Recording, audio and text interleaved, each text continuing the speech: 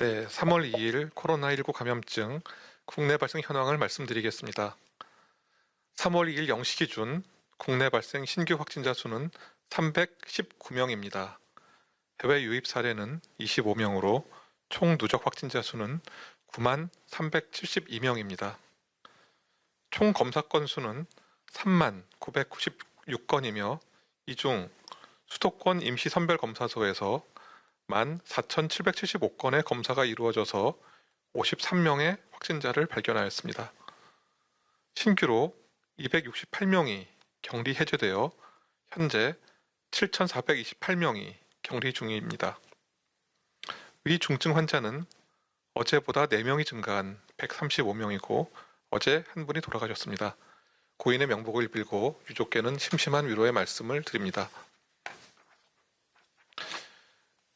국내 주요 발생 현황 설명드리겠습니다. 먼저 수도권입니다. 서울시 노원구 어린이집 관련 2월 26일 첫 확진자 발생 이후에 13명이 추가 확진되어 누적 확진자는 총 14명입니다. 서울 영등포구 음식점 관련 5명이 추가 확진되어 누적 확진자는 총 17명입니다. 경기도 양주시 철근 제조업 관련 9명이 추가 확진되어 누적 확진자는 총 33명입니다. 경기도 이천시 가족, 지인 모임 관련 2월 26일 첫 확진자 발생 후에 10명이 추가 확진되어 누적 확진자는 총 11명입니다. 경기도 이천시 박스 제조업 관련 4명이 추가 확진되어 누적 확진자는 총 26명입니다. 경기도 수원시 태권도장 어린이집 관련 2월 27일 첫 확진자 발생 이후 접촉자 조사 중에 20명이 추가 확진되어 누적 확진자는 총 21명입니다. 경기도 용인시 요양원 그리고 어린이집 관련 7명이 추가 확진되어 누적 확진자는 총 55명입니다. 다음 충청권 상황 설명드리겠습니다. 충남 아산시 난방기 공장 관련 5명이 추가 확진되어 누적 확진자는 총 203명입니다. 충북 진천군 마트 관련 7명이 추가 확진되어 누적 확진자는 총 12명입니다. 다음 호남권 상황 설명드리겠습니다. 광주 서구 콜센터 관련 4명이 추가 확진되어 누적 확진자는 총 69명입니다. 전북 전주시 피트니스 관련 7명이 추가 확진되어 누적 확진자는 총 56명입니다. 다음 경북권 상황 설명드리겠습니다. 대구 북구 대학생 지인 모임 2번째 관련 2월 26일 첫 확진자 발생 이후에 14명이 추가 확진되어 누적 확진자는 총 15명입니다.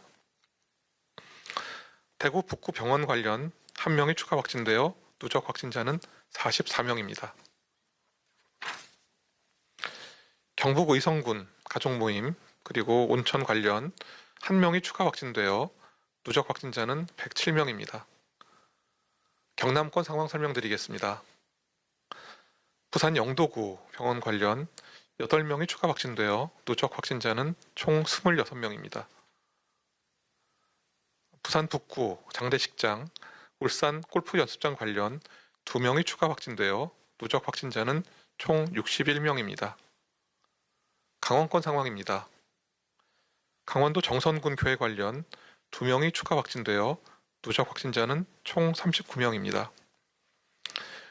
오늘 보도자료에 실어드리진 못했지만 오늘 중에 동두천에 있는 임시선별검사소에서 외국인들 대상으로 한 선제적 인명검사에서 약 80명가량의 양성 환자가 발견되었습니다. 현재 이에 대해서 중앙역학조사반을 파견해서 조사와 대응 중입니다. 구체적인 환자 발생 숫자와 경위는 밝혀지는 대로 다시 알려드리도록 하겠습니다.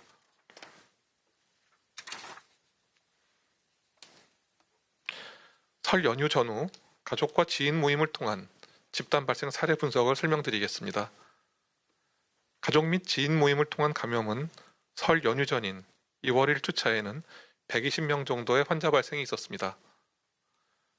그런데 설 연휴 기간에는 183명, 설 연휴 직후인 2월 3주차에는 237명으로 설 연휴 전 대비 환자가 2배 가까이 증가하였습니다. 감염 경로는 명절 가족 모임으로 인한 가족 내 노출이 관련 환자의 56%로 대부분을 차지하였으며 이후 직장과 지인을 통해서 N차 전파가 발생하였습니다. 그러나 국민들께서 적극적인 방역 협조를 해주신 덕분에 2월 4주차 환자 수는 다시 144명으로 감소하였습니다. 앞으로도 5인 이상 사적 모임을 자제해 주시고 마스크 착용과 같은 개인 방역 수칙을 철저히 그리고 꾸준히 지켜주실 것을 당부드립니다.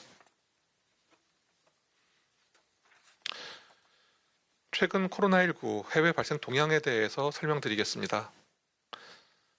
세계보건기구 통계에 따르면 전 세계 누적 환자가 1억 1,300만 명을 넘긴 가운데 해외 주간 신규 확진자 수는 269만 명, 사망자는 65만 명으로 지난주 대비 신규 확진자가 소폭 증가하였습니다.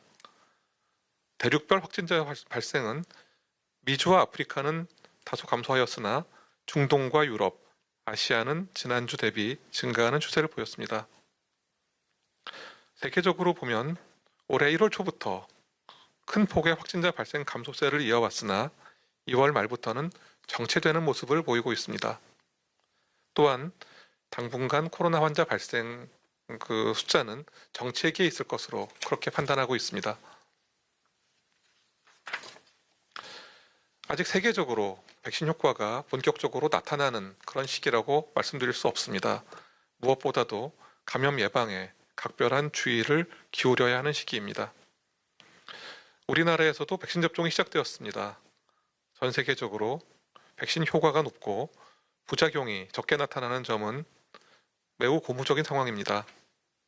그러나 코로나19 백신이 실제 환경에서 어떻게 작용되는지에 대해서는 세계적으로도 아직 정보를 쌓아가는 단계입니다. 백신 접종 이후에도 마스크 착용과 거리 두기 등 필수적인 방역 수칙은 당분간 그대로 지켜져야 됩니다. 충분한 백신 접종을 통해 집단 면역이 형성되는 시기까지는 감염 위험에 대한 주의를 기울여야 한다는 점을 다시 한번 강조드립니다. 다음은 코로나19 예방접종 현황을 말씀드리겠습니다. 3월 2일 0시 기준 1,442명이 백신을 접종받아 1차 접종자 2개는 총 23,086명입니다. 접종기관 및 대상자별로는 요양기관이 17,402명, 요양시설이 4,771명, 코로나19 환자 치료병원은 895명, 1차 대응요원은 18명이 예방접종을 받았습니다.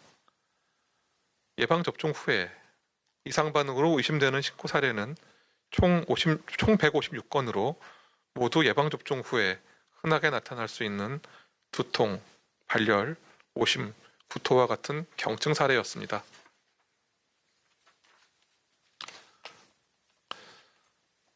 이제 본격적인 코로나19 백신 접종이 시작되었고 백신 접종을 시작한 국가들 중에서는 기존의 봉쇄 조치를 완화를 논의하는 경우도 있습니다. 하지만 전 세계적으로 지난 6주간 연속 감소하였던 코로나19 신규 감염은 7주 만에 다시 증가세로 돌아선 상황입니다.